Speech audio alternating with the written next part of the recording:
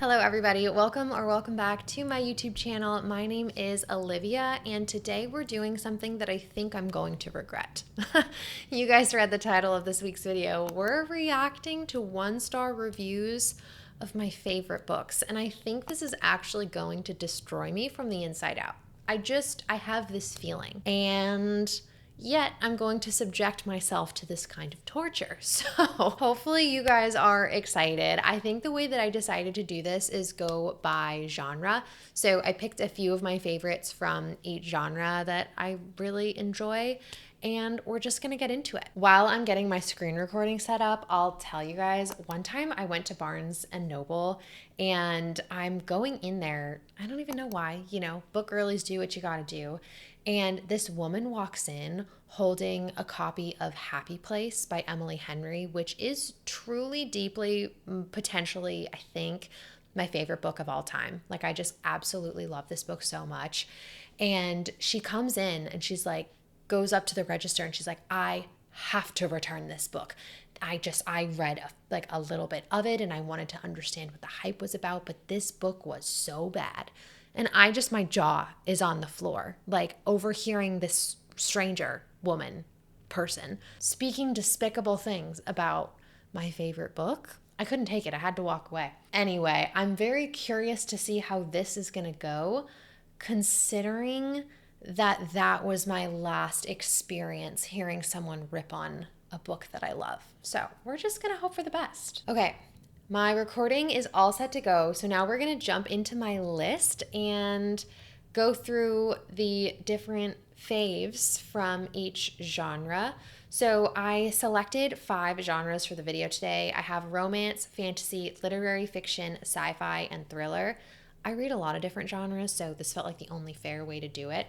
We're going to start off with Happy Place. Why not? On the same note as the little story time that I shared with you all. I'm also going to be avoiding reviews with spoilers, just so everyone's clear on that. When I die, I want Emily Henry to lower me into my grave so she can let me down one last time. Oh my God, this is horrible. Oh my gosh, I'm not even going to read the rest of this review. Tragic. I'm so sorry that this book let you down. I'm breaking up with you, Emily. It's not me, it's you. I'm sorry I don't like her writing style much. The story was a bit dull. I didn't like any of the characters. Pacing was also off. Basically, this book is boring, which is also my main issue with book lovers. Okay, again, everyone has a right to their opinion.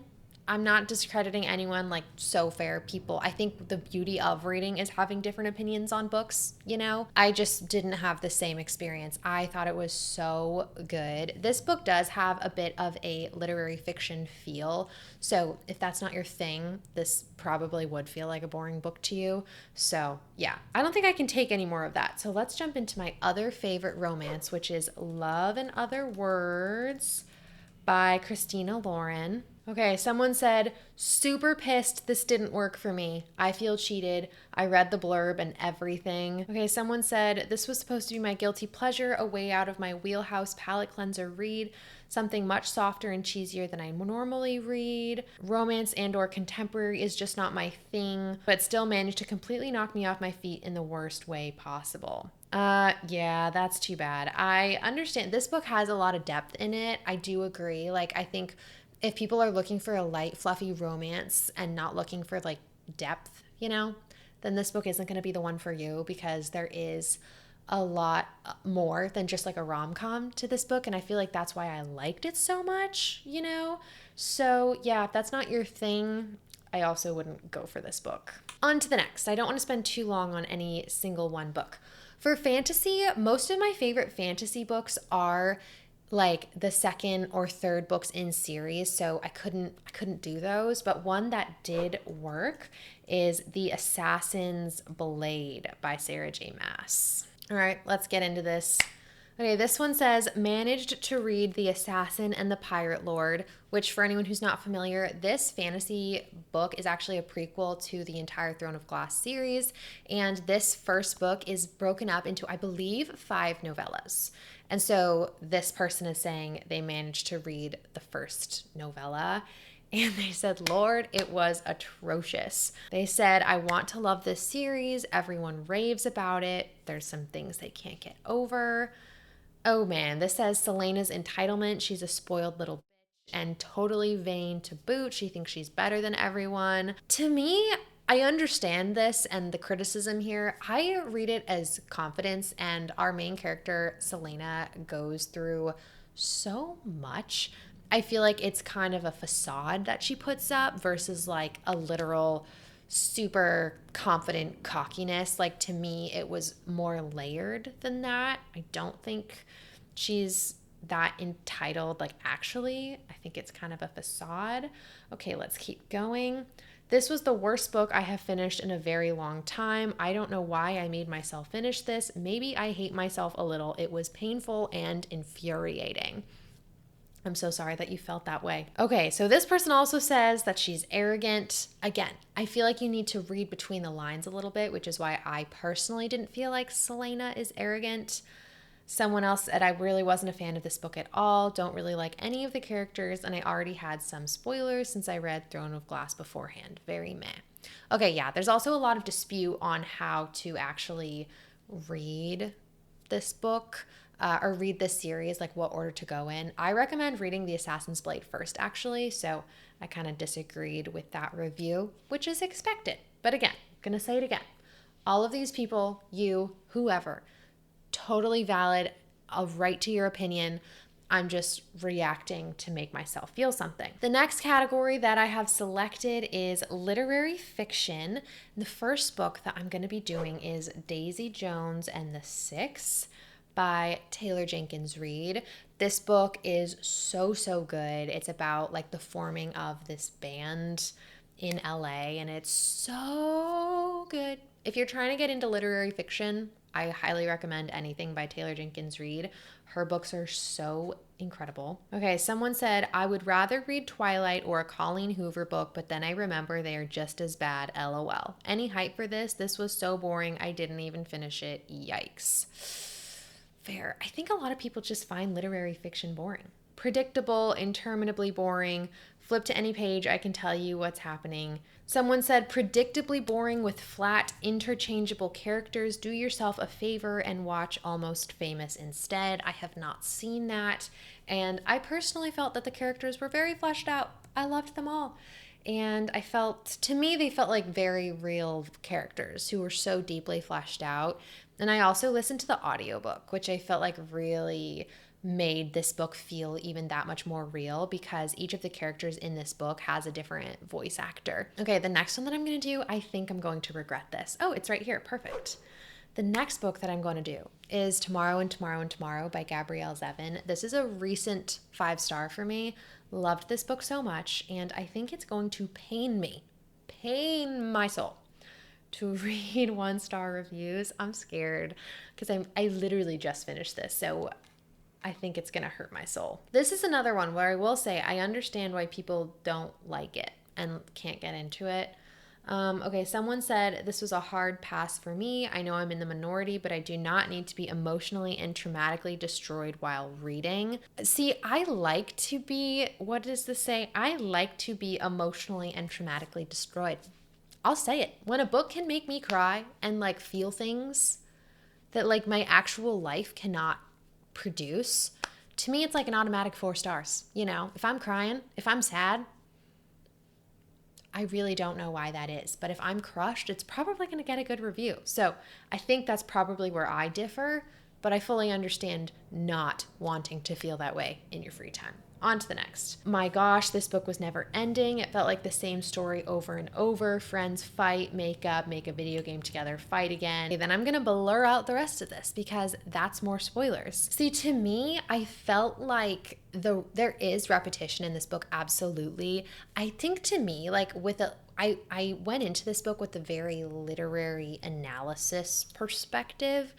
And so to me, I saw and interpreted the repetition as something very beautiful and trying to make this point about like the cyclical nature of life and the like flawed nature of humans, and how after we have made certain mistakes, we can still make them again in different variations. Like, I really thought it was beautiful, but totally, again, I really understand why people can't get into that. I really do. I picked out like a bunch of literary fiction books, but I'm just going to do one more because the next book that I'm going to do, Normal People by Sally Rooney. This is like a dramatically loved or dramatically hated book.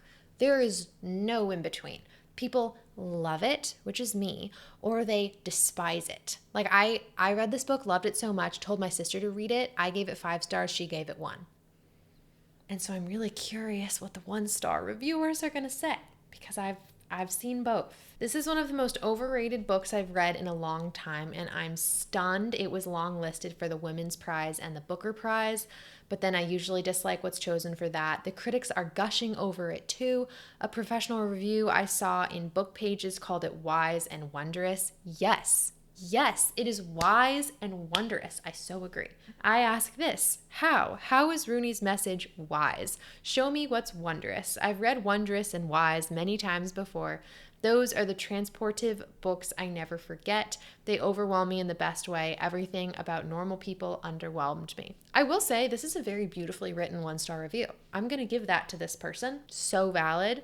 I just, again, had a different experience reading this book. I loved it. Again, it has very troubled characters and there's not a ton of like exciting things that happen. And it made me cry. Is anyone noticing a theme? Because I am. I loved this book. It was so good. This is funny. Someone said, I checked 3 times to see if there was something wrong with my Kindle copy, only to find out leaving out quotation marks was intentional. Absolutely unforgivable. So, again, so valid, but I enjoyed it. Sally Rooney is known for not using quotation marks in her books, and a lot of people just can't get over that. I got over it, and I thought it added to the beauty of the writing, but some people don't like it. So fair. I picked out so many books. So the last 2 categories that I have are sci-fi and thriller. I think I'm just going to pick one from each so this video isn't like a year long. Let's go with sci-fi. I think one of my favorite sci-fi books is Ready Player One. The other one that I had picked out for this video, maybe I'll do part 2. Let me know if you guys want a part 2, is The Martian. Oh, that book is so good. So good. Ready Player One was the most disappointing reading experience of my entire life. Again, I feel bad that these people had to feel that, you know? They deserve better. They deserved to have a good experience reading this. All right, then this kind of just summarizes things, so we're going to skip the rest. Sorry, what's your name? Rick. I'm sorry, Rick, that you had this experience. The book was wretched, seriously one of the worst things I've ever read. I've always been mildly curious, in great part because everyone I know either loved it or hated it, and someone I respect a great deal named it the worst book he read in a year. That's enough of that. I love this book. It's too bad. I think, yeah, this is another, I didn't really realize that this was a polarizing book. I guess it is. I guess, you know. The last book that we're going to be doing in this video is The Silent Patient by Alex Michaelides. I'm not a huge thriller person. I read a few every year, but they always just give me the heebie-jeebies and then I regret reading them. This thriller though, the ending, the plot twist, I got like I've never been got. Like I've never been affected by a book before ever. Like I just loved how this ended. No, my camera storage is gonna fill up. See you in a second. That to me is a sign that this video needs to be wrapped up. Basically, I loved this book. Okay, someone said, read anything else on your TBR first. Anything. Better yet, delete The Silent Patient from your TBR. If you do, you'll never know what it feels like to become aware that you could have spent 4 to 5 hours reading a great book, or at least a better book. Definitely a book that doesn't do a major disservice to anyone who practices in the mental health field or lives with a mental health impairment, and maybe even a book that doesn't present misogyny on every page. So valid. So valid. I do think the representation of mental health could be a little bit controversial in here, but I feel like, to me at least, that was the point. Like everyone in this book is a little bit morally gray, and I don't think that the intention was to misrepresent mental health. However, I do understand where this person is coming from. I hated this book. The women are all tired, cliched stereotypes that often veer into misogyny. Okay, it seems like a lot of people have the same opinion about this. So fair. Someone said not silent enough. That's hilarious. Hilarious. Hilarious. And yet I disagree. And yet I disagree. I think that's all for the reviewing, all the reacting that I can do. I think this video is going to be quite long as it stands. Let me know if you guys would like a part 2. There are many like 5-star books and just like favorite books that I did not include in this video. And I definitely felt pain, but it was also interesting to see what people think of books that I love and their critiques, because often they're not things that I've already thought about, you know? Usually if I come out of a book giving it 5 stars, I'm not really thinking about acknowledging the less than perfect elements. So I might have learned something from this. I still disagree with all these people, but like, again, I said this at the beginning, there's books that I would give 1 stars that all these people would give 5 stars, you know? So everyone has a right to their opinion, and I think that's all for my reacting this week. I hope you guys are doing fantastic. Don't forget to leave a comment down below with your name so I can get to know you a little bit better. And let me know what your most recent 5-star read was, because I'd love to know. So I think that's all that I have this week. I hope you guys are having a great day and a great reading month. Don't forget to like and subscribe, and I'll see you in the next one. Bye.